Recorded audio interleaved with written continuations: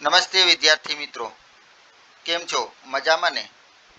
ચાલો આજે આપણે ધોરણ 7 વિષય ગણિતમાં પ્રકરણ 3 માહિતીનું નિયમન છે તેની સ્વઅધ્યયન પોથી ભાગ 2 મુજબ આપવામાં આવેલી છે, જેનું સંપૂર્ણ સોલ્યુશન સમજૂતી સાથે તમને અહીંયા આપવામાં આવેલું છે, જે તમને સમજવામાં ખૂબ જ સરળ પડશે.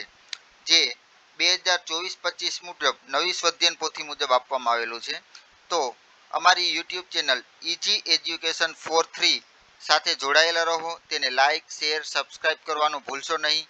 તમારા મિત્રોને પણ આ યુટ્યુબ ચેનલ છે તેને જોવાનું કહો. સાથે સાથે તમારા જો કોઈ પ્રશ્ન હોય તો તે કોમેન્ટ બોક્સમાં લખી અને અમને જણાવો. અને તમારે જો કોઈ બીજા સોલ્યુશનની જરૂર હોય તો તેની પણ અમને કોમેન્ટ બોક્સમાં લખીને જાણ કરો, જેથી અમે તેના વિડીયો બનાવી અને તમને આપી શકીએ. ચાલો આજે આપણે આગળ ધોરણ 7 ગણિતનું પ્રકરણ 3 જોઈએ, જેમાં પ્રશ્ન 1 યોગ્ય વિકલ્પ પસંદ કરો. જેમાં પહેલું માહિતી 14, 6, 12, 17, 21, 10, 4, 3 નો વિસ્તાર કેટલો છે? જેનો જવાબ છે સી 18. બીજું ધારો કે XYZ એ 3 અવલોકન છે, તો અવલોકનના મધ્યક કયો છે? તો તમને ખબર જ છે કે મધ્યક શોધવું હોય તો જે તમારે સંખ્યા આપેલી હોય, જેટલા અવલોકન આપેલો હોય એ બધાનો સરવાળો અને એને ભાગ્યા એની કુલ સંખ્યા કરવાની હોય છે. એટલે આપણે અહીંયા આપેલું છે બી. ત્રીજું શહેરના જુદા જુદા બગીચાઓમાંના વૃક્ષોની સંખ્યા 33, 38, 48, 33, 34, 33 અને 24 છે, તેની માહિતીનો બહુલક કયો છે? હવે બહુલક એટલે શું એ તમને ખબર જ હશે, તેમ છતાં આપણે અહીંયા જોઈ લઈએ કે બહુલક એટલે અવલોકન જે આપેલા છે એમાં વધારેમાં વધારે આવતી સંખ્યા હોય તેને આપણે બહુલક કહી શકીએ. અહીંયા આપણે જોઈશું કે 33 છે એ 3 વખત આવેલા છે, એટલે 33 આપણે અહીંયા બહુલક મળશે. ચોથું છે પ્રાપ્તાંકો 3, 4, 5, 6, 7, 3, 4 નો મધ્યસ્થ શોધો. તો અહીંયા એનો મધ્યસ્થ છે એ 4 મળે છે. મધ્યસ્થ શોધવા માટે તમારે સંખ્યાને ચડતા ક્રમમાં ગોઠવવી પડે અને પછી જે વચ્ચે આવતો હોય તે અંકને આપણે અહીંયા લઈશું. પાંચમું 3 સંખ્યાઓનો મધ્યક 40 છે. ત્રણેય સંખ્યાઓ જુદી જુદી પ્રાકૃતિક સંખ્યા છે. જો સૌથી નાની સંખ્યા 1 હોય તો બાકીના બે શક્ય સંખ્યાઓ પૈકી મોટામાં મોટી સંખ્યા કઈ છે? તો જેનો જવાબ છે એ 81. પ્રશ્ન 6 નીચે પૈકી કયા વિકલ્પનો મધ્યક, મધ્યસ્થ અને બહુલક સમાન છે? તો અહીંયા આપણે જોઈશું કે અહીંયા આપણે આપેલી છે ડી. ડી છે તેમાં મધ્યક, મધ્યસ્થ અને બહુલક છે એમાં સમાન મળે છે. પ્રશ્ન બીજો ખાલી જગ્યા પૂરો. જેમાં સાતમું માહિતીના મહત્તમ અને ન્યૂનતમ અવલોકન વચ્ચેનો તફાવત છે એને માહિતીનો વિસ્તાર કહેવાય છે. આઠમું આપેલ માહિતીમાં સૌથી વધારે વખત આવનાર અવલોકન છે તે માહિતીનો બહુલક કહેવાય છે. નવમું જો 8, 4, 1, 6, 2, 8 ની અંકગણિતીય સરાસરી છે એ 5 હોય તો x ની કિંમત અહીંયા આપણને 3 મળે છે. 10મું કોઈ પણ માહિતીનો મધ્યસ્થ માહિતીના મહત્તમ અને ન્યૂનતમ અવલોકનની વચ્ચે હંમેશા આવેલો હોય છે. 11મી ખાલી જગ્યા જો મધ્યસ્થ એ માહિતીના અવલોકનો પૈકીનું એક અવલોકન હોય ત્યારે અવલોકનની સંખ્યા છે તેને અયુગ્મ કહેવાય છે.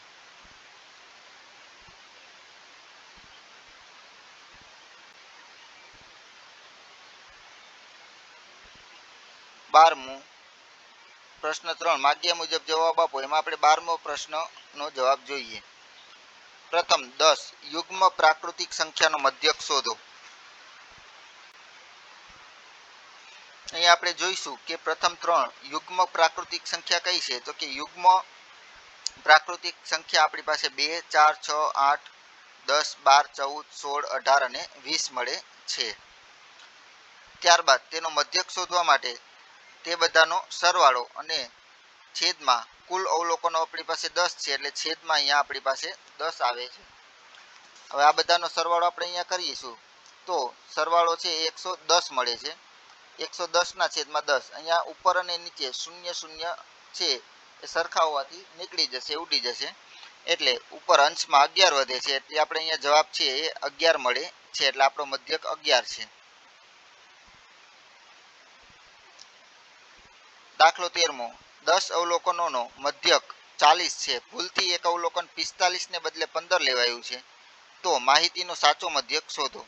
અહીંયા દાખલો 13મો છે એ આપણે અહીંયા ગણતરી માટેની જગ્યા નથી આપેલી, તો તમારે આવી રીતના છે બાજુમાં જે જગ્યા આપેલી છે ત્યાં તમારે આ દાખલાની ગણતરી લખી નાખવાની રહેશે. 13મો અહીં 10 અવલોકનનો સરવાળો છે એ આપણે 40 × 10 એટલે કે 400 થાય છે,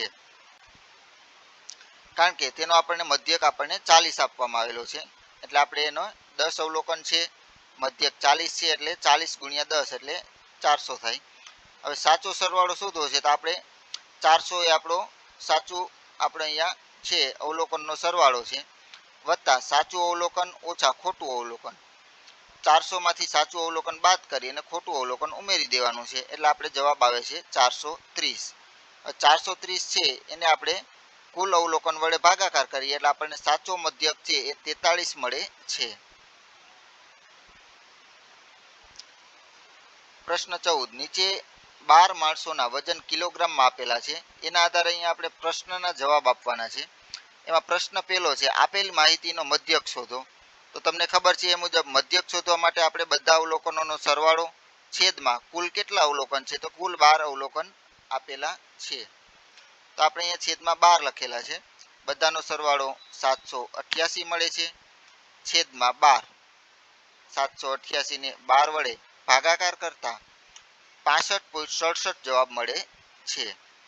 પ્રશ્ન બીજો છે બી કેટલા માણસોના વજન મધ્યક કરતા વધુ છે. અહીંયા આપણને મધ્યક 65.67 મળ્યો છે, તો એના કરતા આપણે અહીંયા રકમમાં છે 65.67 કરતા વધારે કોના કોના વજન છે તે જોવાનું છે. તો અહીંયા આપણે 4 માણસોના વજન 65.67 કરતા વધારે છે, 70, 84, 75 અને 78. પ્રશ્ન સી આપેલ માહિતીનો વિસ્તાર શોધો. તો અહીંયા આપણે વિસ્તાર શોધવા માટે આપણે શું કરીએ છીએ, તો કે સૌથી મોટી સંખ્યામાંથી સૌથી નાની સંખ્યા એટલે કે મોટા અવલોકન છે એમાંથી નાનું અવલોકન બાદ કરીએ છીએ, એટલે આપણને માહિતીનો વિસ્તાર 30 મળે છે. તો આ મુજબ તમારે દાખલાની ગણતરી તમારી સ્વાધ્યાયન પોથીમાં લખી લેવાની રહેશે. આગળ જોઈએ, અહીંયા પણ આપણે દાખલો 15મો છે જેમાં આપણને ગણતરી માટેની જગ્યા આપવામાં આવેલ નથી, તો આપણે અહીંયા આવી રીતે ગણતરી કરેલી છે. તમે અહીંયા બાજુમાં પણ લખી શકો છો. આપેલ માહિતીનો મધ્યક 4.5 હોય તો માહિતીનો મધ્યસ્થ શોધો. આપણે અહીંયા મધ્યસ્થ શોધવાનો છે. જો મધ્યક 4.5 હોય તો મધ્યક છે એના માટે આપણે શું કરીએ છીએ, તો કે સરવાળો કરી અને છેદમાં 10 મૂકીએ છીએ. હવે આપણે અહીંયા સરવાળો કરીએ તો 42 + x છેદમાં 10 આવે છે. ત્યારબાદ આપણે છે છેદમાં 10 છે તે બરાબરની ડાબી બાજુ જાય તો 4.5 સાથે ગુણાકારમાં આવે છે. ત્યારબાદ તેનું સાદું રૂપ આપીએ, 45 માંથી 42 બાદ થાય, x બરાબર 3 મળે, એટલે આપણે x ની જગ્યાએ 3 મૂકીએ તો આપણને આપણા અવલોકનો આ રીતના ચડતા ક્રમમાં ગોઠવીને અહીંયા આપેલા છે. ત્યારબાદ તેનો મધ્યસ્થ શોધવો છે, તો અહીંયા આપણે જોઈએ કે મધ્યસ્થ છે એમાં આપણે બંને બાજુ જોઈએ તો 4 + 5 છેદમાં 2 એટલે 5 ને 4 9 છેદમાં 2 એટલે કે 4.5 મધ્યસ્થ મળે છે.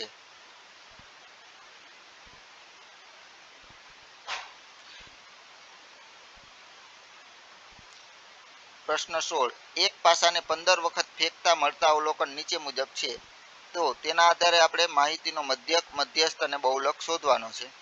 સૌપ્રથમ તમારે અહીંયા મધ્યક છે તેના માટેનું સૂત્ર છે આપણે અવલોકનો જેટલા આપેલા છે એ બધાનો સરવાળો છેદમાં કુલ અવલોકન, તો કુલ અવલોકન આપણી પાસે જેટલા હોય તે છેદમાં સંખ્યા આવશે.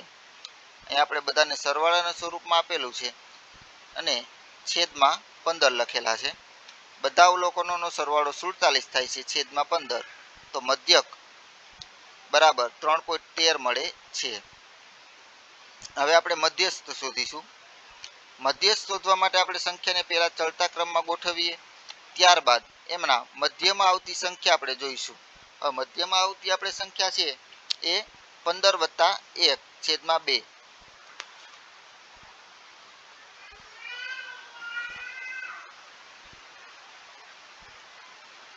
એટલે 16/2 બરાબર 8મું અવલોકન એ આપણો મધ્યસ્થ છે. અથવા તમે સાદી રીતે ગણતરી કરીને પણ જોઈ શકો છો કે આપણે કુલ 15 અવલોકન છે. 15 અવલોકનના અડધા જોઈએ તો 15ના અડધા ન થાય, પણ એના આગળની સંખ્યા 14ના અડધા 7. 7 પછીનું અવલોકન હોય એ આપણો મધ્યસ્થ થાય છે. એના માટે તમારે આ ગણતરી છે એ કરવી રકમમાં ફરજિયાત છે, પણ તમે તમારી રીતે મૌલિક રીતે આ ગણતરી કરી અને જવાબ તમે જાણી શકો છો. એટલે મધ્યસ્થ છે આપણો 3મો, એટલે 8મું અવલોકન આપણે અહીંયા 3 મળે છે, જેથી આપણો મધ્યસ્થ 3 છે. સાથે સાથે બહુલક જોઈએ. બહુલક એટલે તો કે અવલોકનોમાં સૌથી વધારે વાર કઈ સંખ્યા આવે છે, તો કે વધુ વખત આપણે અહીંયા 2 આવે છે. એટલે આપણે મધ્યક છે એમાં બહુલક છે એ 2 મળે છે.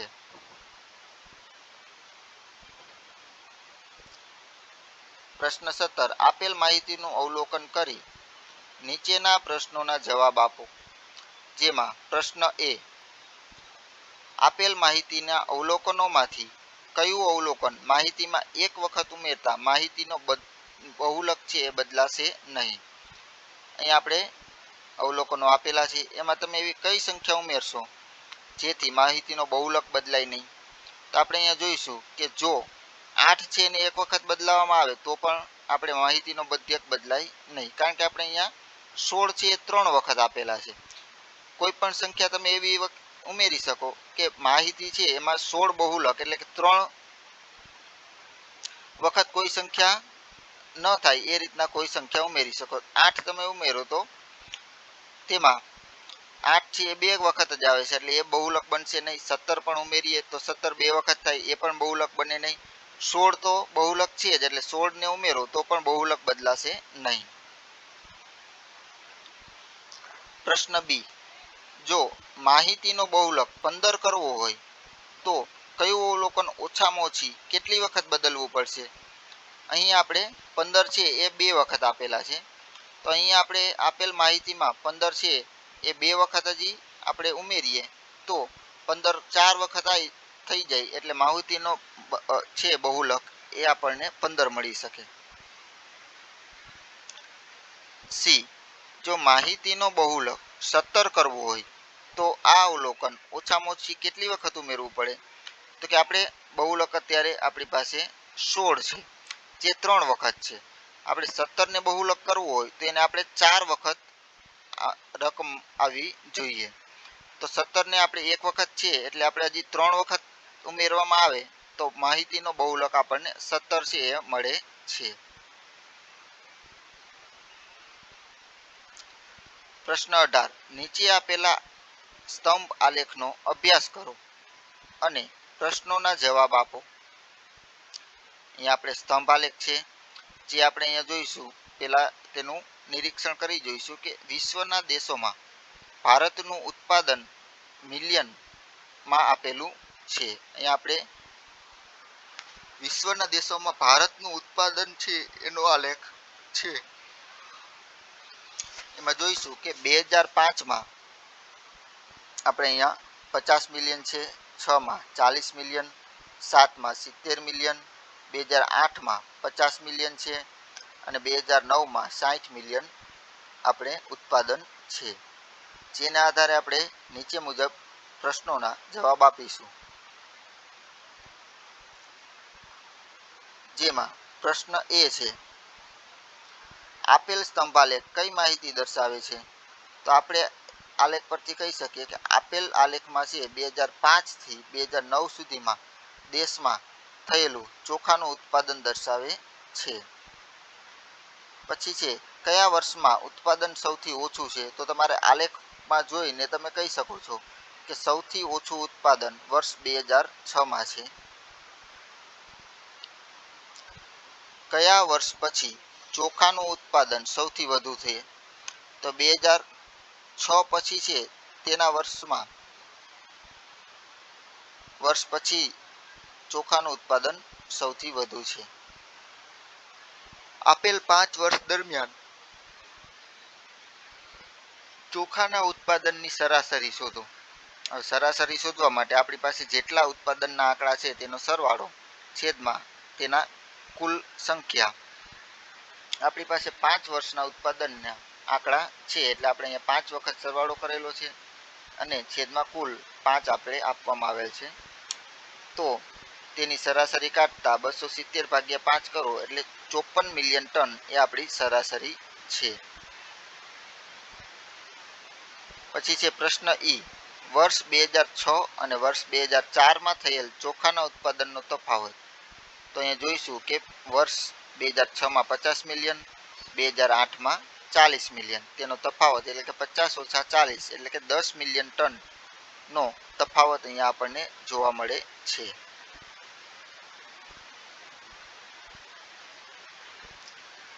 પ્રશ્ન 19માં પણ છે આપણે આલેખના આધારે જવાબ આપવાના છે. અહીંયા તમે સૌપ્રથમ આલેખ જોઈએ તેમાં વિદ્યાર્થીઓની સંખ્યા આપવામાં આવેલી છે 2, 4, 6, 8, 10 એમ આપણે બે ના અંતરે અહીંયા રકમ લખેલી છે.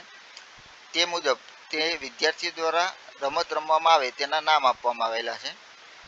જેમાં જે સફેદ નિશાની છે એ સફેદ આલેખ છે એ ધોરણ 7ના વિદ્યાર્થીઓ માટે છે અને કાળા કલરનો જે આલેખ છે અહીંયા એ ધોરણ 8ના વિદ્યાર્થીઓ છે. તો અહીંયા hockey, football, cricket, tennis, badminton એ બધા વિદ્યાર્થીઓ કેટલા વિદ્યાર્થીઓ તેમાં રમે છે તે અહીંયા આલેખ પરથી જોઈશું. તેના આધારે આપણે અહીંયા પ્રશ્નના જવાબ આપવામાં આવે છે. જેમાં પહેલો પ્રશ્ન છે ધોરણ 8ના વિદ્યાર્થીઓને કઈ રમતમાં સૌથી વધારે ગમે છે? જેનો જવાબ છે એ ક્રિકેટ.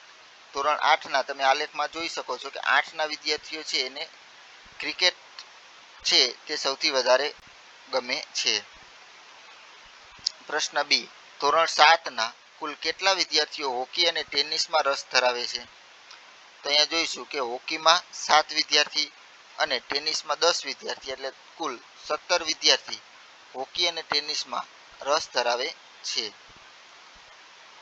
હવે પ્રશ્ન સી જોઈએ કે ધોરણ 7ના કુલ કેટલા વિદ્યાર્થીઓ છે? તો કુલ વિદ્યાર્થીઓ 7 + 16 + 18 + 10 + 14 એટલે કે કુલ 65 વિદ્યાર્થીઓ છે જે આપણે આલેખ પરથી જોઈ શકીએ છીએ.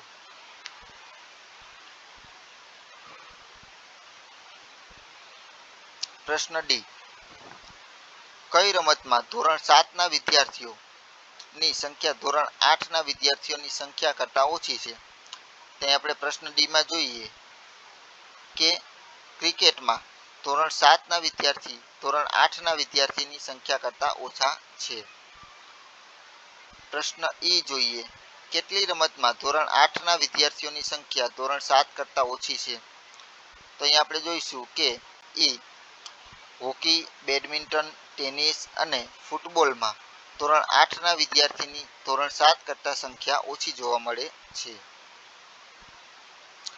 પ્રશ્ન 1 છે એમાં આપણે ગુણોત્તર લીધેલો છે 14/7 એટલે કે 2/1 એટલે આપણે અહીંયા ગુણોત્તર છે એ 2:1 મળે છે.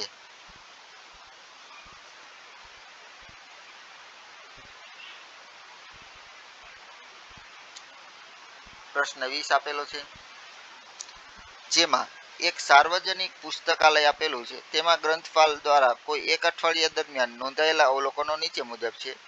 અહીંયા એક પુસ્તકાલય છે તેમાં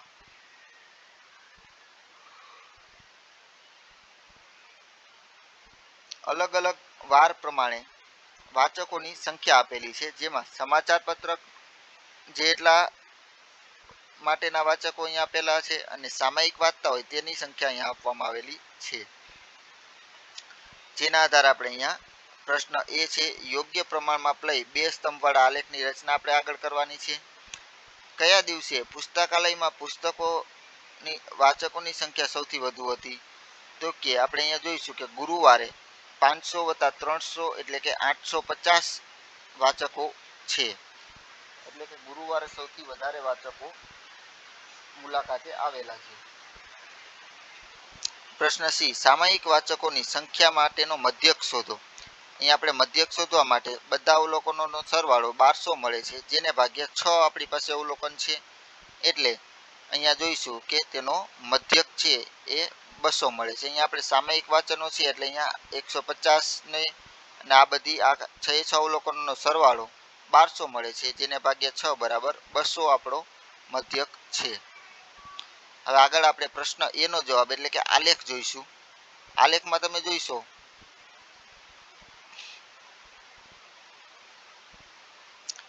કે સૌપ્રથમ અહીંયા આલેખમાં ઉપર અઠવાડિયાના વાચકોની સંખ્યા આપવામાં આવેલી છે અને પ્રમાણમાં આપવામાં આવેલું છે 1 સેમી બરાબર 50 વાચકો. અહીંયા આલેખમાં છે તમારે જોઈ શકો છો કે અહીંયા 1 સેમી એટલે અહીંયા એક ચોરસ ખાનું હોય એ 1 સેમી કહેવાય. તો 1 સેમી બરાબર આપણે અહીંયા 50 અને અહીંયા આપણે ઉપર 100 લખેલા છે એટલે આપણે 2 સેમી બરાબર 100 થાય છે, એટલે 1 સેમી બરાબર 50 વાચકો આપણને મળે છે. અહીંયા આપણે જોઈશું કે આલેખમાં અહીંયા વાચકોની સંખ્યા આવેલી છે, તેમજ વાચકોની સંખ્યા મુજબ અહીંયા નીચે વારના નામ આપવામાં આવેલા છે, જેમાં સૌપ્રથમ સોમવારે, મંગળવાર, બુધ, ગુરુ, શુક્ર અને શનિવારે છે સામયિક મૂલ્ય વાચકો અને આપણે અહીંયા ઉપર રકમ આપેલું છે તે મુજબ સમાચાર પત્રકના વાચકો બંનેની અહીંયા આલેખ આપવામાં આવેલો છે. પ્રથમ જે અહીંયા તમને સ્તંભ જોવા મળે છે તે સમાચાર પત્ર અને અહીંયા બીજા નંબરમાં વાચકો છે એ સામયિક વાચકો છે. તો તેના આધારે અહીંયા આપણે આલેખ દોરવામાં આવેલો છે કે સોમવારે છે સમાચાર પત્રો 400 વ્યક્તિ વાંચે છે, તેમજ સામયિક જે છે તે 150 વાચકો વાંચે છે, એટલે આપણે અહીંયા મુજબ આલેખ દોરવામાં આવેલો છે.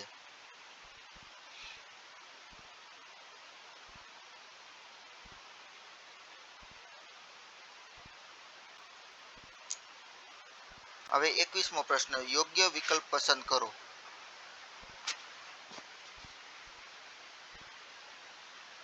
અહીંયા 4 વિકલ્પ આપેલા છે, તેમાંથી સૌથી પહેલો જવાબ તમારો સાચો છે, કારણ કે તેમાં મધ્યક 7 મળે છે. અહીંયા તમે જોઈશો તો અહીંયા આપણને મધ્યક 7 નથી મળતો. મધ્યકમાં આપણે અલગ અલગ તમારે અહીંયા રકમ આપેલી છે, એટલે પ્રશ્ન પહેલો છે એ સાચો છે.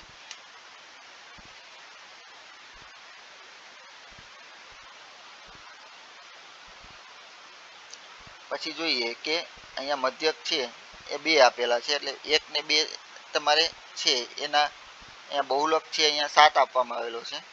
તો કે બહુલક અહીંયા આપણે જોઈશું કે 4, 5, 6, 7, 8, 9 અને 10. તો અહીંયા બહુલક છે કોઈ પણ આપણે બધી સંખ્યા બહુલક થઈ શકશે, એટલે ત્રીજું વાક્ય પણ સાચું છે. અહીંયા આપણે છે પહેલું અને ત્રીજું વાક્ય આપણે સાચું છે, એટલે આપણે અહીંયા જોઈશું કે આપણો જવાબ છે એ સી જવાબ આપણે આવે છે.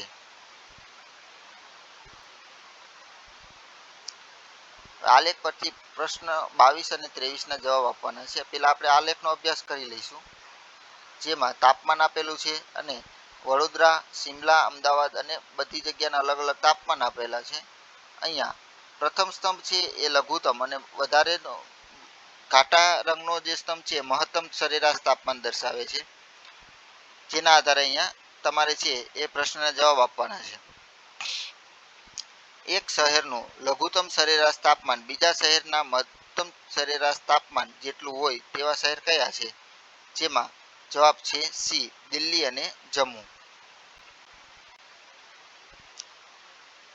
પ્રશ્ન 23 છે, જેમાં વડોદરાના લઘુત્તમ અને સરેરાશ તાપમાન કરતાં મહત્તમ સરેરાશ તાપમાન કયું વધારે છે? જેનો જવાબ છે એ 15%.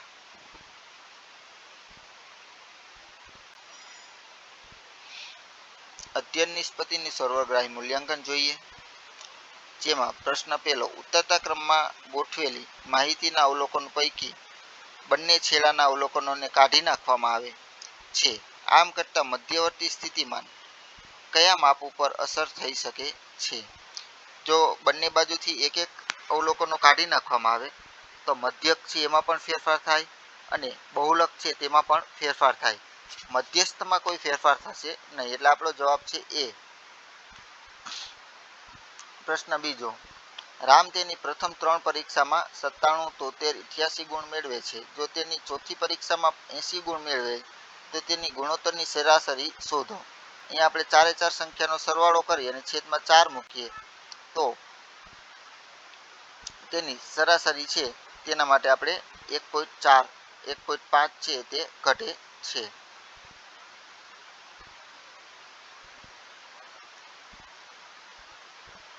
પ્રશ્ન ત્રીજો 40, 50, 99, 68, 98, 60 અને 94 નો મધ્યસ્થ કેટલો થાય? જેનો જવાબ છે સી, 68 મધ્યસ્થ મળે છે. મધ્યસ્થ એટલે વચ્ચે આવતી હોય તેવી સંખ્યા, તો અહીંયા આપણે 68 છે વચ્ચે આવે છે.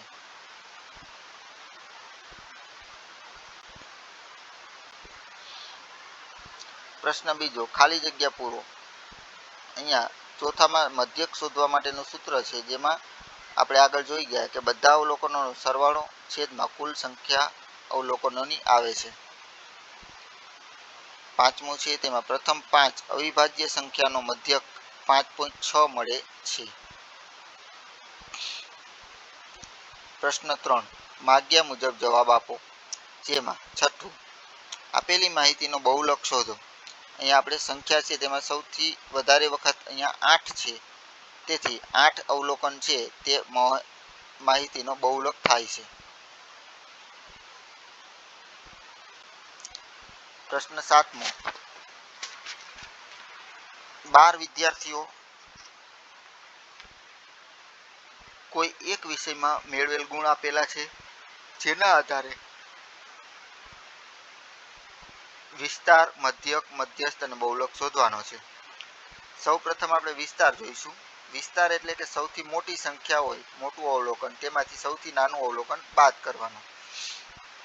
સૌથી મોટું અવલોકન અહીંયા 42 છે, તેમાંથી સૌથી નાનું અવલોકન 17, જે બાદ કરીએ તો આપણને 25 જવાબ મળે છે. ત્યારબાદ મધ્યક જોઈએ તો મધ્યકમાં આપણે જોઈશું કે અવલોકનોનો સરવાળો છેદમાં કુલ અવલોકનો. હવે અહીંયા આપણે આ બધા અવલોકનો છે તેનો સરવાળો અહીંયા દર્શાવેલો છે. છેદમાં કુલ આપણી પાસે 12 અવલોકન છે, જેથી આપણે 12 વિદ્યાર્થીના 12 અવલોકન વડે ભાગાકાર કરીશું. એટલે 365 ને 12 વડે ભાગાકાર કરો તો જવાબ 30.42 મળે છે, જે મધ્યક છે. હવે મધ્યસ્થ શોધવા માટે આપણે સંખ્યાને ચડતા ક્રમમાં ગોઠવવી પડશે. ચડતા ક્રમમાં ગોઠવીએ તો આપણને મધ્યમાં બે સંખ્યા મળે છે, 31 અને 35. તો તે બંનેના સરવાળો ભાગ્યા 2 એટલે 66 ભાગ્યા 2 એટલે આપણે મધ્યસ્થ છે એ 33 મળે છે. હવે ત્યારબાદ અહીંયા જોઈશું કે 35 છે એ 2 વખત આવે છે, એટલે આપણો બહુલક છે એ સૌથી વધારે વખત આવતું અવલોકન આપણો બહુલક કહેવાય. તો અહીંયા આપણે સૌથી વધારે વખત 35 આવે છે 2 વખત, એટલે આપણો બહુલક 35 થશે.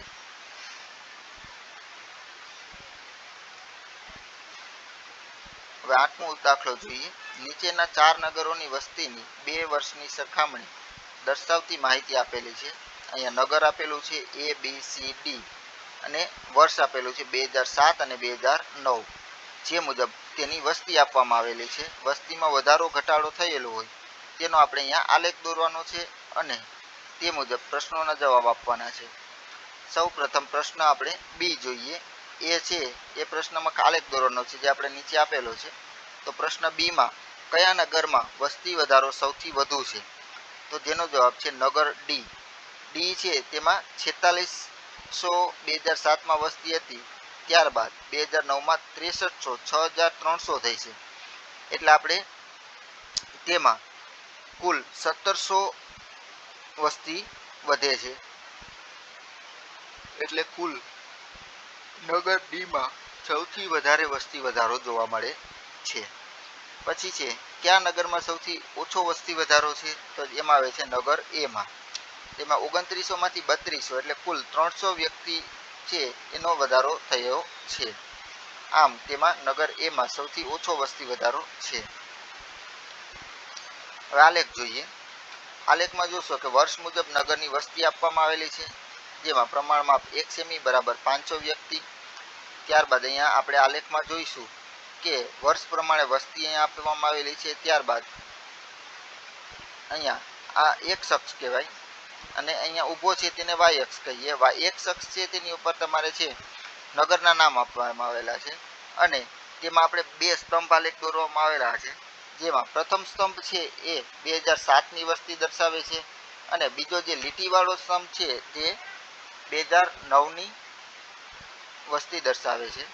તો 2007 છે ત્યારના આપણે આલેખ પરથી આપણે જોતા જઈએ કે નગર એમાં 2007માં કેટલી વસ્તી હતી. તો આપણે અહીંયા જોઈશું કે અહીંયા આલેખની સ્તંભ છે અહીંયા દર્શાવે છે, એટલે આપણે અહીંયા 2500 થી 3000ની વચ્ચે વસ્તી છે. 2009માં કેટલી વસ્તી છે તો આપણે અહીંયા 3200 વસ્તી આપવામાં આવેલી છે. તે મુજબ આપણે અહીંયા અલગ અલગ આલેખ આપવામાં આવેલા છે. એ આલેખ છે એ તમે આ રીતના દોરી શકો છો. આલેખ છે એ તમારે દોરવો હોય તો આપણે અહીંયા થોડું ઝૂમ આઉટ કરીશું, જેથી તમે સંપૂર્ણ આલેખ સરળતાથી જોઈ શકો.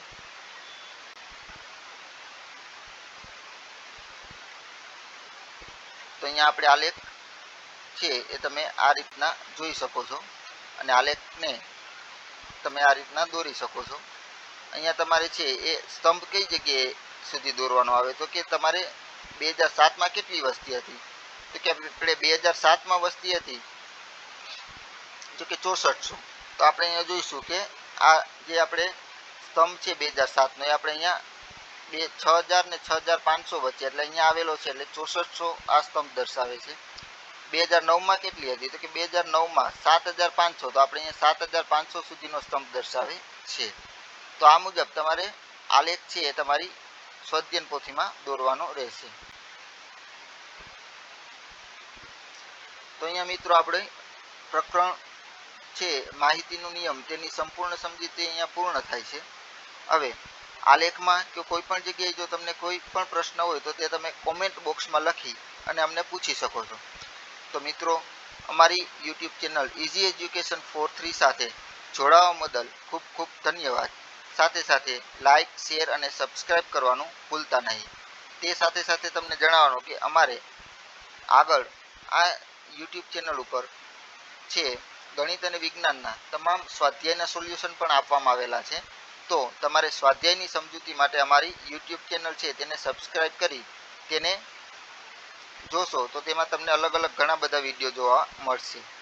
તેની સાથે જવાહર નવોદય તેમજ NMMS જેવી કોમ્પિટિટિવ એક્ઝામના પણ પેપર સોલ્યુશન અને તેની સમજૂતી, તેના અલગ અલગ બધા જે મુદ્દાઓ છે તેની સંપૂર્ણ સમજૂતી તમને અહીંયા આપવામાં આવે છે.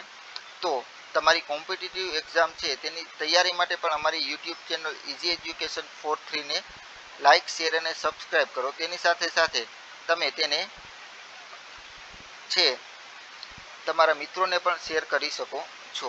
તો અમારી યુટ્યુબ ચેનલ ઇઝી એજ્યુકેશન 43 સાથે જોડાવા બદલ બધા જ વિદ્યાર્થી મિત્રોનો ખૂબ ખૂબ આભાર. ધન્યવાદ. Thank you.